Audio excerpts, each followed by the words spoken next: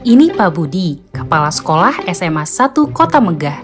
Pak Budi ingin melakukan perencanaan berbasis data atau PBD dan menggunakan rapor pendidikan untuk bantu melihat kondisi sekolah. Pak Budi menemukan skor numerasi di satuan pendidikannya rendah dan harus dibenahi. Pak Budi berpikir, langkah apa yang harus saya ambil? Dari mana akar masalahnya? Bagaimana ya cara membenahinya? Kini, ada fitur rekomendasi perencanaan berbasis data atau PBD di rapor pendidikan. Pak Budi cukup unduh rekomendasi PBD untuk dapatkan rekomendasi langkah-langkah benahi dari yang paling sederhana. Di dalam rekomendasi PBD dilengkapi juga 5 prioritas rekomendasi. Fitur ini bantu mengidentifikasi masalah. Contohnya, kemampuan numerasi, indeks karakter, iklim keamanan sekolah menjadi prioritas masalah yang harus dibenahi satuan pendidikan Pak Budi. Lalu, fitur ini membantu merefleksikan akar masalahnya. Di sini, Pak Budi dapat melihat dari mana saja akar masalah dari identifikasi masalah yang perlu dibenahi. Fitur rekomendasi PBD juga bantu berikan beragam rekomendasi langkah nyata untuk benahi masalah yang menjadi prioritas di satuan pendidikan Pak Budi. Sehingga Pak Budi jadi lebih tahu langkah pembenahan apa yang harus dilakukan. Pak Budi berpikir, rekomendasi perencanaan berbasis data atau PBD tidak cukup hanya diunduh saja. Dari beragam rekomendasi langkah, perlu prioritasisasi dan dibutuhkan kesepakatan bersama agar bisa gotong royong untuk benahi, dimulai dari langkah yang paling sederhana. Ini contoh aksi Pak Budi. Pak Budi mengadakan pertemuan periodik bersama semua yang berperan terhadap kualitas satuan pendidikannya.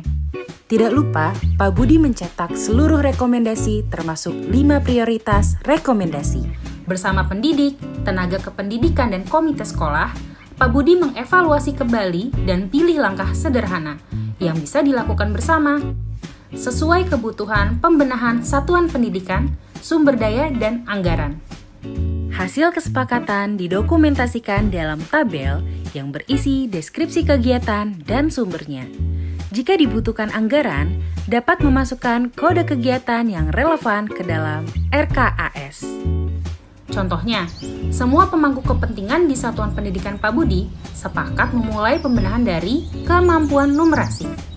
Langkah sederhana dimulai dengan pemanfaatan platform Merdeka Mengajar yang bebas diakses semua pendidik untuk meningkatkan kapasitas kualitas guru dan kepala sekolah terkait materi numerasi.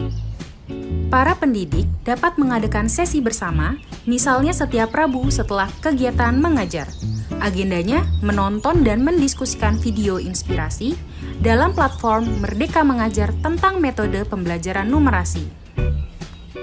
Lalu, bersama komunitas belajar, meningkatkan kompetensi dengan berbagai pengetahuan terkait numerasi. Selanjutnya, mempraktikkan ke dalam aksi nyata bersama para murid. Tidak lupa, melakukan refleksi pembelajaran untuk mengidentifikasi dampak metode pembelajaran dengan melibatkan pemangku kepentingan satuan pendidikan, contohnya komite sekolah. Pak Budi sudah memberikan contoh cara benahi, mulai dari langkah yang paling sederhana bersama semua yang berperan di satuan pendidikannya. Saatnya giliran Anda praktikkan di satuan pendidikan dengan unduh fitur rekomendasi PBD, cek prioritas rekomendasi, pelajari dan diskusikan bersama semua yang berperan di satuan pendidikan Anda. Mulai benahi dari yang paling sederhana, mulai dari rapor pendidikan.